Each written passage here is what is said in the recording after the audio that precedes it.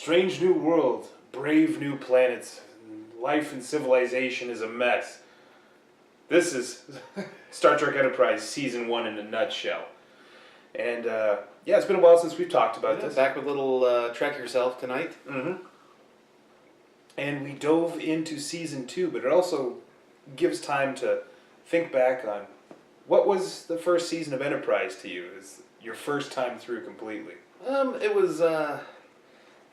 It was kind of a mishmash of everything that you could kind of expect to run in with this series. You know, there's something going on with a temporal war. It's only really part of maybe a few episodes in that whole season. Yeah, it's the closest thing that comes to an arc. Yeah, so not much of an arc. Aside from they're just dipping their toes into murder and genocide and whatnot. It's an arc that, like, from my experience, and you're always asking me little questions. Does that ever pop up again? Does that ever get referenced again? Times. It really doesn't after. The early part of Season 2, it's still a thing. It does occur here and there, but by and large, the response to the temporal Cold War story arc was lukewarm at best. And the Suliban, as much as I like them as an alien species, they weren't compelling enough as a villain. Never felt like there was a threat from them. Mm-hmm. They were always kind of like these rascals that all the other galactic civilizations kind of just kept, no, get out of here, get out of here. But they were enough to really threaten the Enterprise crew. But when you're in such a roughshod and, I guess, prototypically unpredictable ship, bad things can come in all sizes. Mm-hmm. Favorite crew members, anything like that? Any standouts? I like pretty much all of them. I think they all had a moment to shine in the first one. I think probably my favorite is probably Trip. Trip, yeah, he's probably one of the few characters that he has moral conundrums and he has ethical concerns about what they're doing out there, and he's one of the few characters that do that in Star Trek that don't annoy me. Because he's right a lot of the time, and he's a stand-up guy. Sure, he gets some things wrong, but you know what team he plays for. That being said, we kind of moved through into Season 2, and we're greeted with probably one of the... Star Trek has an affinity for going back in time. Yeah. And the episode we are going to be talking about right now is called Carbon Creek, the second episode of Season 2.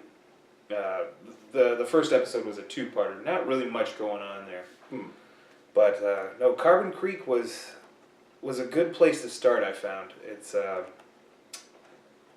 interesting episode in that it was very well received for doing what it did. Yeah. And quick, run down the plot, Al. Well, amongst most Trek historians in the universe, it's common knowledge that the Vulcans made first contact with people in Bovine, Illinois, or someplace like that. Bozeman, Montana. Bovine, Illinois. Cowtown. And not the case. Actually, the Vulcans have been keeping an eye on us for a long time, maybe since the 60s, maybe earlier than that.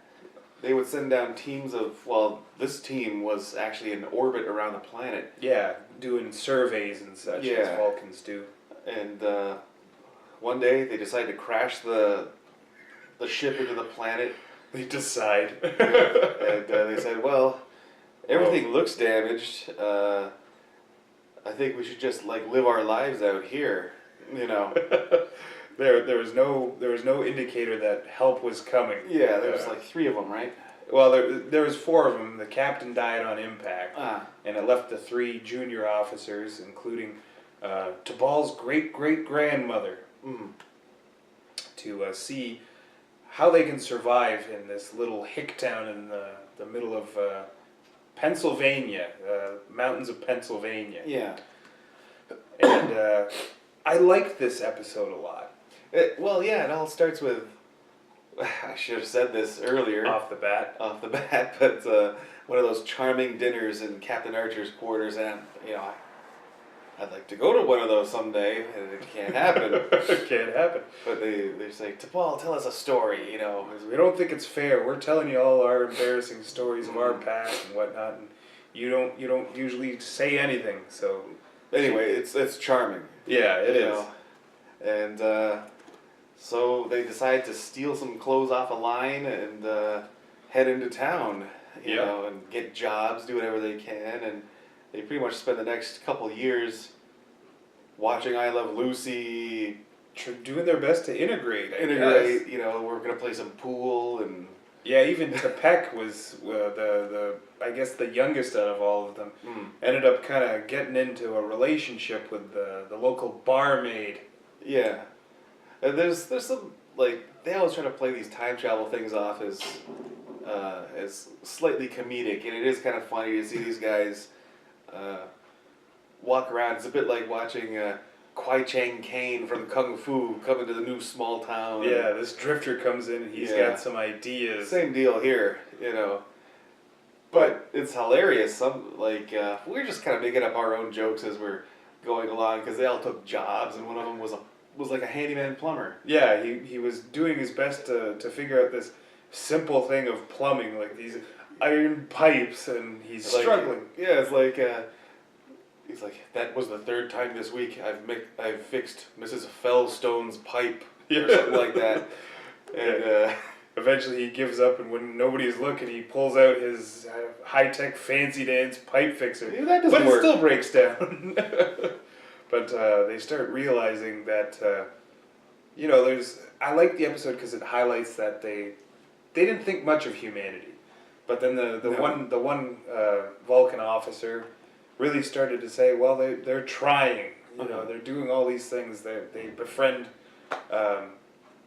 this barmaid and her son, and he's a brilliant man, by no means a Vulcan science officer, but he's asking the right questions, and he's keeping an open mind.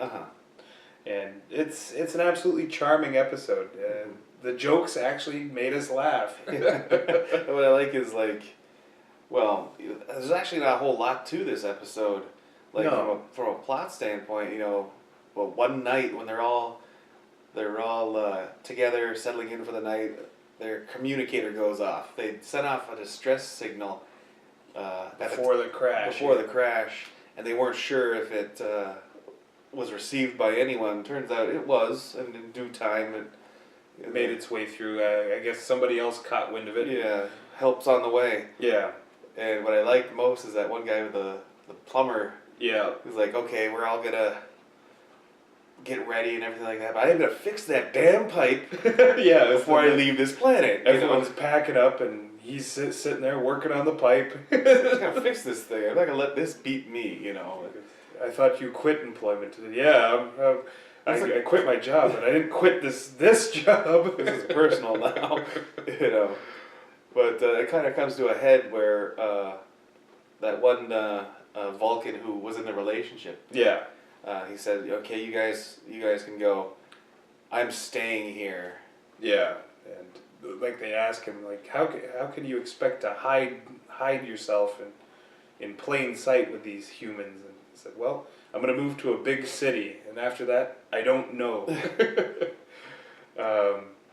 But there's a simplicity to how he put it, and it seemed to resonate with the officers. Yeah. How did that end? Where when they finally get to their extraction point. The rescue ship comes down, and they're dressed in civilian clothes, and they kind of give them a look and ask a couple questions, and they said, there were 4 of you in that ship. What happened? The captain died in the crash, and our other officer succumbed to his injuries not too long after. Yeah. And that was enough. Okay. And then they just left. They just toddle off into the night. But there's interesting elements as much as these Vulcans wanted to disappear and forget about the 2 years of hell living amongst the humans. There was still a trinket that was kept. And it was a good moment because at the end of the episode, Archer and Trip sitting around the table eating dinner, they're oh, this is a bunch of hogwash. You really pulled our legs on that one, T'Pol. There's so many holes in this story that it was a good one. You had us really thinking. And then T'Pol goes back into her quarters, and after telling the story, she pulls out an artifact, which was her great-great-grandmother's purse that she carried around when living there in Carbon Creek. So it was all true. It all happened. No, it was a good episode. It's good in that Once again, it flips what you think you know on its head a bit. flips it on its head, and it wasn't so high stakes. Like Yeah. you need episodes like that to relax,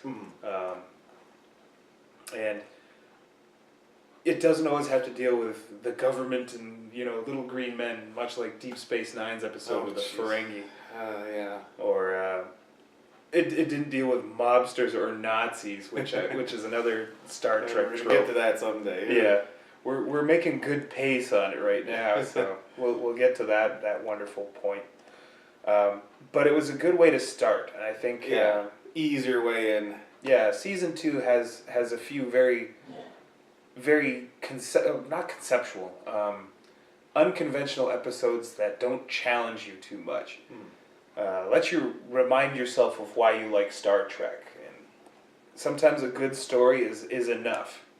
You don't always have to have high stakes. Oh, the temporal Cold War is coming. Sometimes lazy shenanigans are good. Yeah. And so that's the value I drew from it. Spin a little story and have some fun. Your final thoughts? Have none. It was just a pleasant little thing. Good way to get back into the swing of things with this series of ours, and looking forward to the next one. Yeah, we're cruising along pretty good. So hopefully you'll be able to keep up with us, on our Warp Should 5 be journey easy. through the stars. Yeah. Yeah, an episode every couple months seems to be par, but no, we're moving forward, and please join us because we're gonna have a lot more casual fun in season 2. Good night. In that pocket.